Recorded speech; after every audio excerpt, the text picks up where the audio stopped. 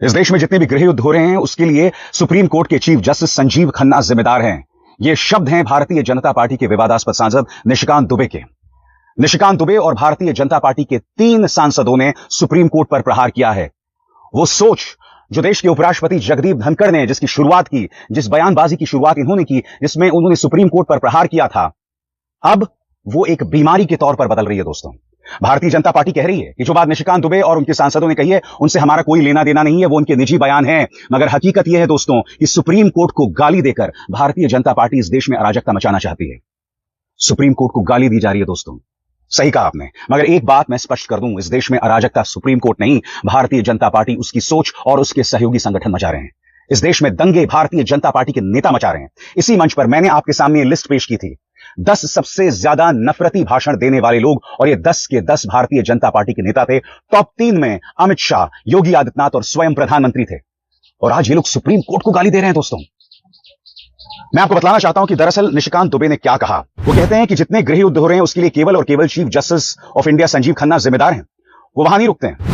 झारखंड के गोड्डा से बीजेपी सांसद निशिकांत दुबे ने कहा, देश में धार्मिक युद्ध भड़काने के लिए सुप्रीम कोर्ट जिम्मेदार है। सुप्रीम कोर्ट अपनी सीमा से बाहर जा रहा है। अगर हर बात के लिए सुप्रीम कोर्ट जाना है तो संसद और विधानसभा का कोई मतलब नहीं है, इसे बंद कर देना चाहिए। इसके साथ उन्होंने कहा कि इस देश में जितने गृह युद्ध हो रहे हैं उसके लिए केवल chief justice of India Sanjeev Khanna जिम्मेदार हैं।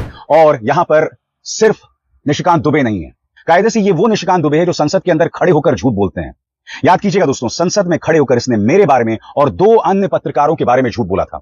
यह व्यक्ति इतना बड़ा कायर है कि इसमें हिम्मत नहीं थी वही बात बाहर आके कहे, क्योंकि ये जानता था कि ये झूठ बोल रहा था। और अब एक बार फिर ये सुप्रीम कोर्ट पर प्रहार कर रहा है। मैं फिर आपसे सवाल पूछना चाहता हूं, अगर ऐसा बयान राहुल गांधी ने दिया होता, विपक्ष के किसी सांसद नेता ने दिया होता, किसी झूठ भैया नेता ने दिया होता, तो अब तक प्राइम टाइम डिबेट्स हो रहे होते।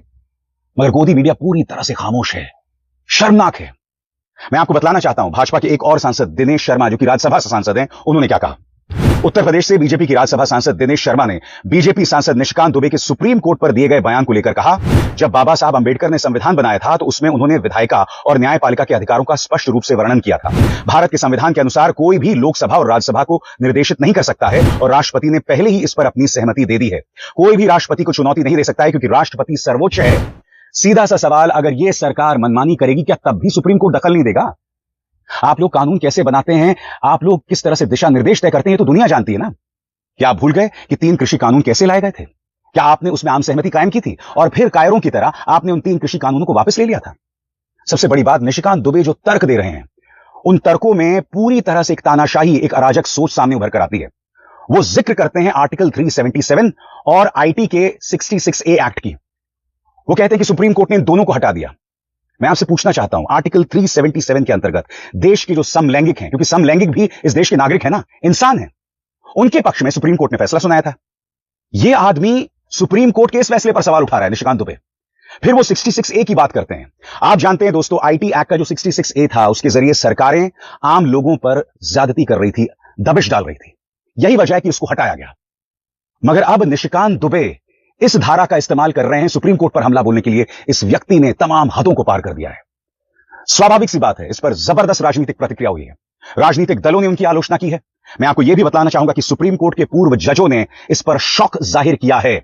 मगर इससे पहले कि मैं आपके सामने पेश करूं कि जेपी नड्डा ने क्या कहा है, मैं आपके सामने बताऊं कि तमाम विपक्षी दल क्या कह रहे हैं, मैं आपके सामने 10 सवालों की एक फहरिस्त पेश करना चाहता हूं। और ये 10 सवाल भारतीय जनता पार्टी से हैं, क्योंकि भारतीय जनता पार्टी के नेता अब सुप्रीम कोर्ट को गाली देने पर उतर आए हैं। इसलिए बहुत जरूरी हो जाता है कि सवाल आपके सामने रखे जाएं। और ये सवाल पैदा होते हैं जो बात उपराष्ट्रपति जगदीप धनखड़ ने कही, जो निशिकांत दुबे कह रहे हैं, जो दिनेश शर्मा कह रहे हैं, और भाजपा के एक और सांसद ने भी कही है, जिसका जिक्र मैं कुछ देर बाद करूंगा। वो 10 सवाल क्या है, एक एक करके आपकी स्क्रीन पर। पहला सवाल, सरकार बताए कि देश में कहां कहां गृह युद्ध चल रहे हैं, क्योंकि भाई अगर सांसद निशिकांत दुबे ऐसा कह रहे हैं तो बताएं कहां कहां गृह युद्ध चल रहे हैं। दूसरा सवाल, अगर गृह युद्ध चल रहे हैं तो प्रधानमंत्री और गृह मंत्री क्या कर रहे हैं? सीधी सी बात है साहब, अगर गृह युद्ध चल रहे हैं और अगर सरकार उसे रोकने में नाकाम है तो इस्तीफा दीजिए। तीसरा सवाल, मणिपुर में महीनों गृह युद्ध जारी रहा, क्या इसके लिए सुप्रीम कोर्ट जिम्मेदार है? वहां तो साफ तौर पर डबल इंजन की सरकार की नाकामी दिखाई दी। चौथा सवाल, मस्जिदों के सामने किस पार्टी के सहयोगी संगठन बवाल करते हैं और दंगा भड़काने की कोशिश करते हैं?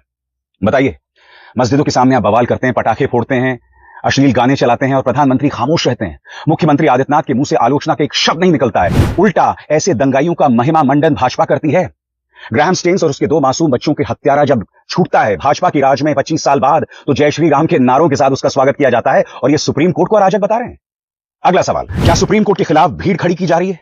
और यह बहुत अहम सवाल है दोस्तों, क्योंकि आपको याद होगा जब महाराष्ट्र पर पूर्व chief justice of India Chandrachud ने कुछ फैसले सुनाए थे, तब आपको याद होगा भाजपा के पूरे प्रचार तंत्र ने उन पर प्रहार किया था। मामला इस कदर गंभीर हो गया था कि कुछ सांसदों को राष्ट्रपति को शिकायत करनी पड़ी थी। यह हालत हो गई है दोस्तों।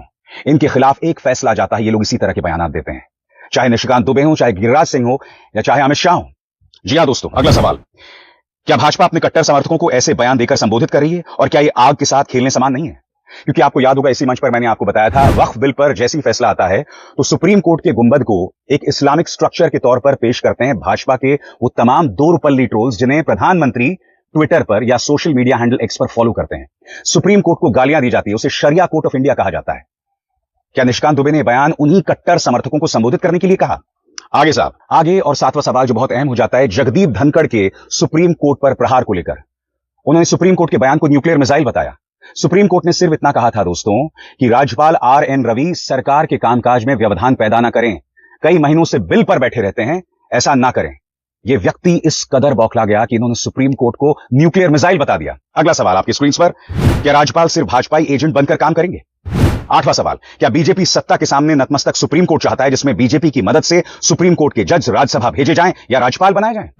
इन चेहरों पर गौर कीजिए, रंजन गोगोई, अब्दुल नजीर, अशोक भूषण, ये तमाम चेहरे हैं दोस्तों। और इसके अलावा जस्टिस अरुण मिश्रा जो प्रधानमंत्री की तारीफ कर रहे हैं, जस्टिस दीपक मिश्रा, ये लंबी चौड़ी फहरिस्त है उन जजों की जिन्होंने भाजपा की तारीफ की।